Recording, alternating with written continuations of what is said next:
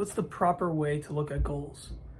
During the new year, people take on all types of commitments and resolutions. The reason why they're not able to keep them is because they're focusing on completion, on getting it done. The problem with having the approach that you have to get everything done is you may pressure yourself to do it all, and then you won't be present when you're involved in those activities. Now, you should have the goal that you want to finish or complete your goals. At the same time, you don't want to put any goals on the list that you're not going to complete, because what's going to happen is you're going to feel like a failure if you don't complete those goals. Therefore, you only commit or write down, because when you write down, you're going to be committing what you feel you're going to finish or complete or accomplish. If there's a slight chance that you won't do it, don't write it down. If you're going to do two activities, but you write down a third one, and you feel because of those two activities that are more important, you're probably not going to get to the third one, then you shouldn't write the third one. So some people, they still write it because they want to fill their day with stuff to do. I don't think it's a good practice, because the way to accomplish goals is to do less, and then you'll end up doing more. And once you're done with smaller goals, you'll end up going to bigger ones. The reason why you write down so many goals is probably because you don't feel good about yourself. So the point of writing a third goal that you won't be able to complete is just so maybe you'll do it, and maybe you'll feel good about yourself. And what's preventing you from finishing probably the first two goals is the fact that you want to get to the third goal, but you can't because you're focusing on the first two. And you're not present with the first two because you have all these goals to do. So what should you do? You cross out the third goal. You delete it from your mind. You're only doing the first two things, the small things that you know you can accomplish, you know you're going to accomplish, and you want to accomplish it.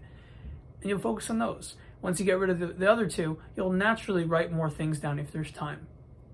It's just a good way of framing things. People may say, oh wait, you're not ambitious, you're not going to strive for the stars now. It doesn't work that way. Maybe for some people it does. I find that every word that I commit to in my mind is just an added pressure on my existence. Life is not about pressure, life is about being. So write down exactly what you for sure will do without a moment's hesitation. Write whatever down you would have done anyways. Unless it's routine, in which case just write morning routine or standard procedure, however you describe your day. And it's because it's the small goals that's what's moving you to the next step. So when people take on something for the new year, you should take on something that you're going to accomplish in one day. Or if a day is too short for you, 1 week. So what, like my accomplishment, like if you're learning a language, don't say I'm going to learn a language in next year. Say I'm going to learn 10 words of 3 languages. Or even 50 words of 1 language. That sounds like too much. I would lower it to 30, because I learned, let's say, 10 words a day, average, let's say. Then you'll lower it to, so you do something that you're going to for sure finish in a very short time. And once you're done with that, you'll just keep doing what you've been doing because you've accomplished it. Now, there is a phenomenon in nature.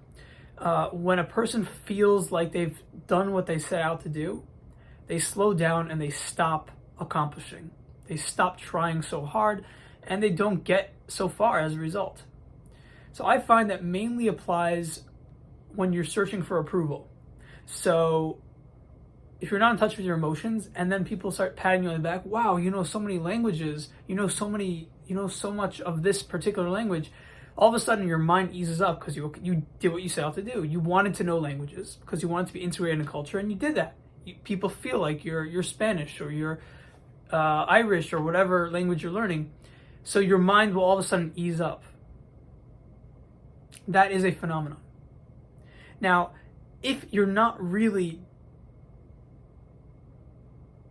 that much caught up in the impressing other people phase in your life, then congratulations and all that stuff won't affect you as much. It won't determine your mind's desire to prove itself.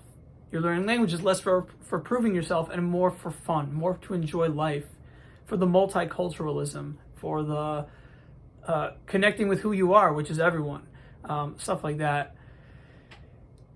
As a result, it's not so much approval as much as wanting to live life properly with others, as one unit with others.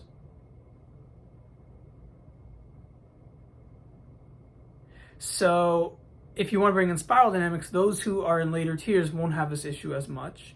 And those who are in earlier tiers, this is very important, that you want to write down, you want to accomplish less so you can accomplish more.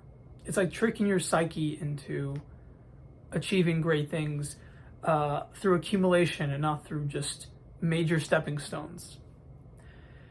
Like learning a language in a week. People can do it. Some people have the mind for it, but it's not normal. You have to give yourself at least 90 days average for something like this. Average person probably takes 90 days for them to really learn a language if they're doing it every day.